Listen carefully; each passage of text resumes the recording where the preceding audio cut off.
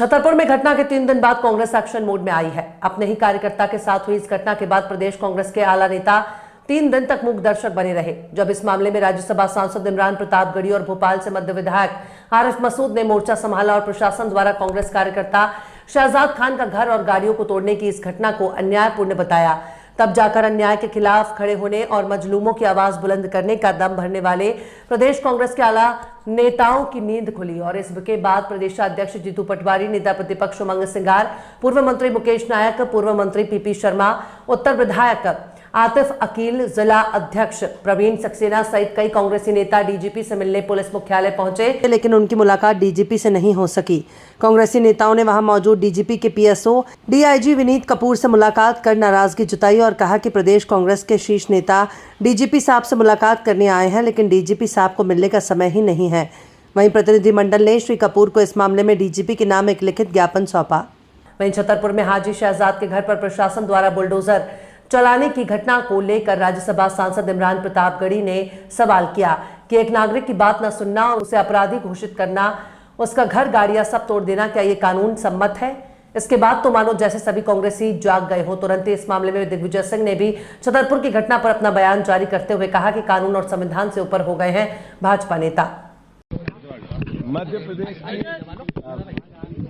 मध्य प्रदेश की जो कानून व्यवस्था है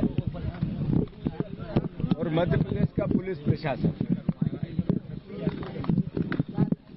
और मध्य प्रदेश का जिला प्रशासन या प्रशासन की कोई भी व्यवस्था जो सर्विस बुक का पालन करना भूल गई है। केवल बीजेपी के नेताओं का, बीजेपी की विचारधारा का या बीजेपी को सहयोग मिले, सहायता मिले, उसके स्वार्थों की पूर्ति के लिए अपना पूरी व्यवस्था बनाने में लग गए हैं। मध्य प्रदेश में न्यायिक शक्तियों का जितना दुर्व्यवहार हो रहा है उनके साथ देश में कहीं नहीं हो रहा है। संविधान की स्थापित न्याय प्रक्रिया है जिसको नजरअंदाज करके बुलडोजर प्रवृत्ति मध्य प्रदेश में जो आई है, ये मैसेज क्या है? ये मैसेज है कि अदालतों के, कानून के, संविधान के परंपराओं को हम नहीं मानते। कोई भी अपराधी अपराध करता है, कानून उसके साथ जो नियम सम्मत कानून है उसके हिसाब से काम करता है, करना भी चाहिए।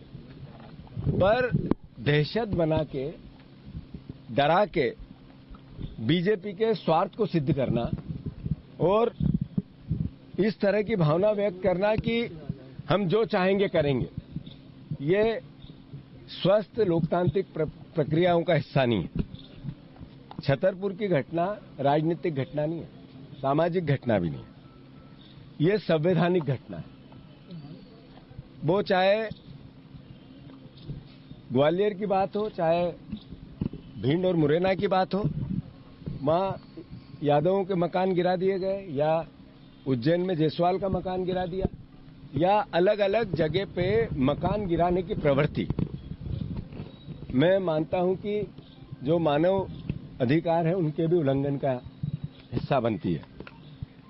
कांग्रेस पार्टी ने निर्णय लिया है कि मध्य प्रदेश में जितनी घटनाएं ऐसी हुई है जिसमें न्याय की प्रक्रिया को दरकिनार किया गया है, मैं मानता हूं उसका कांग्रेस एक विपक्षी जिम्मेवार दल है, उसका दायित्व है कि वो इसके लिए न्याय, चाहे मानव अधिकार आयोग की बात हो, चाहे चीफ जस्टिस ऑफ इंडिया को अपील करके संविधान की रक्षा को, अदालतों के अधिकारों की रक्षा की बात हो, जो अधिकारी बीजेपी के स्वार्थ सिद्ध करने में अपनी भूमिका निभाता है उसके खिलाफ याचिका की बात हो, कांग्रेस पार्टी लगाएगी। जितनी घटनाएं मध्य प्रदेश में ऐसी होती है, वो चाहे किसी जाति, किसी धर्म, किसी समाज की बात हो, जिसमें बुलडोजर प्रक्रिया का हिस्सा बनती है, मैं मानता हूं कि ये स्वस्थ संवैधानिक प्रक्रियाओं के खिलाफ है।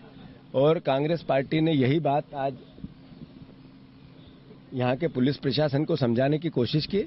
अपराधियों के खिलाफ कानून काम करे, इसमें कोई किसी प्रकार की कोताही नहीं है, पर शांति के नाम पे दहशत बनाना, ये एक अच्छा राज्य चलाने की प्रक्रिया का हिस्सा नहीं। दूसरा, जो अधिकारी इन प्रक्रियाओं में लिप्त होगा शासन और बीजेपी के स्वार्थ सिद्धि के लिए।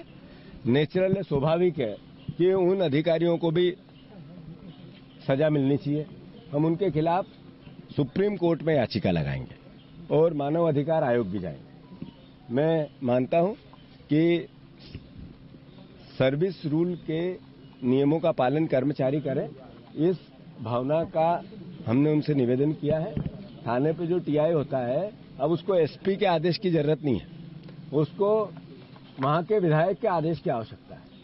थाने पे जो जिले में एसपी बैठा है, उसको वहां के मंत्री के आदेश की आवश्यकता है, बीजेपी के नेताओं के आदेश की, उसको डीजीपी के आदेश की आवश्यकता नहीं। इस तरह का पुलिस प्रशासन हो गया है। मैं मानता हूं इसमें सुधार की आवश्यकता है। बात एक ही है, देखिए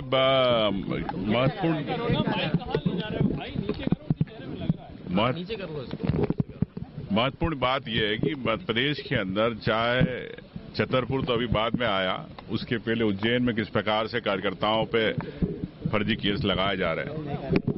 वहां पे भी एक जायसवाल जी का घर तोड़ा गया, भिंड के अंदर में भी घर तोड़ा गया, लाखन सिंह यादव जी की विधानसभा के अंदर भीतरवार में भी वहां पे एक यादव घर तोड़ा गया।